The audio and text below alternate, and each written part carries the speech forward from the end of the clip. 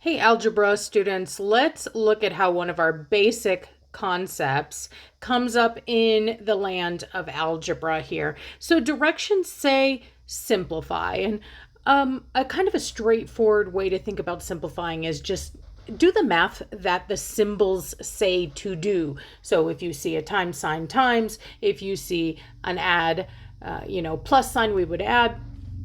But that one doesn't quite help us here. Let me show you what I mean.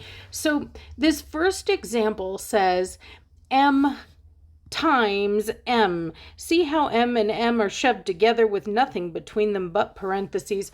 I'm saying that I want you to multiply, but you might say to me, Kate, I can't do that multiplication, and I would agree. I can't do m times m because I don't know what m is, If it was 3, if I knew what it was, like I knew it was 3, then I could do 3 times 3 is 9, or so on and so forth. So how can I simplify this? Well, do remember from back in our basics that we learned that you could represent repeated multiplication. So when I say repeated multiplication, I'm talking about the same factor, the same number with exponents. And we're going to consider that simpler than writing it as a multiplication expression. So if you have repeated multiplication, use exponents to make it simpler. So how many m's do I have multiplying here? I have 2 of them. That's the base m multiplying by itself twice. So a simpler way to write m times m is m squared. And so we can extend that concept down to the next one. This time I have 1, 2, 3, 4 d's multiplying. So I will write the same thing, d to the 4th power. Now be careful. This is not how I would write if I had 4 d's adding. That's a different concept. That's 4 d's. It's only when we see repeated multiplication that we're going to use exponents. All right, so d to the 4th. Now, the next one looks a little tricky. You might say, Kate, this is way harder because now I don't just have f's. I have an f times an f squared. But I want you to think about what f squared means. So let's back it up a little bit and let's think about like this example. M squared is the same as 2 m's multiplying. Same thing with f squared. F squared is the same as 2 f's multiplying. So this is like you have this f on the outside multiplying with a couple more f's.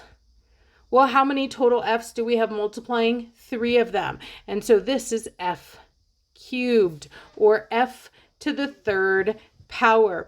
Great way to think about it, and how they are going to have you think about it in college is... Let me go ahead and erase this guy so you can see what I mean.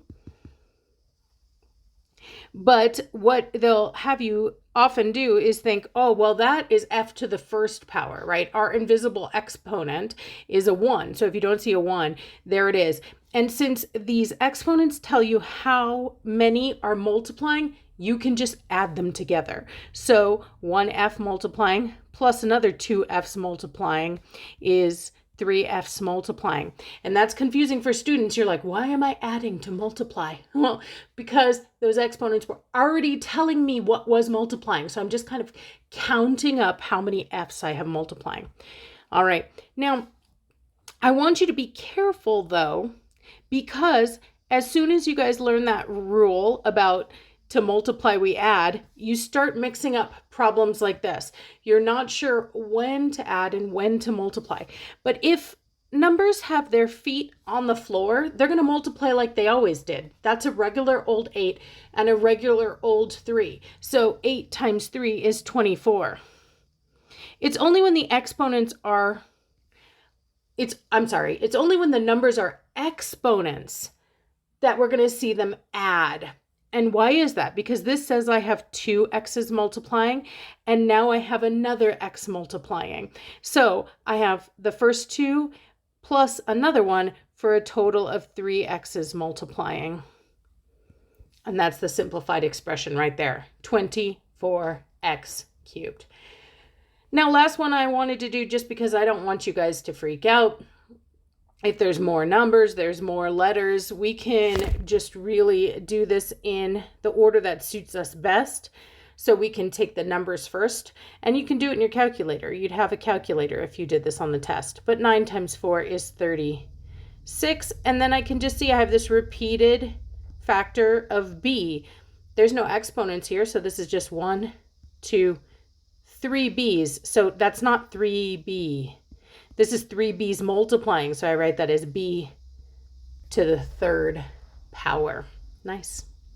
Tricky. You got this. Super proud of you. Keep it up.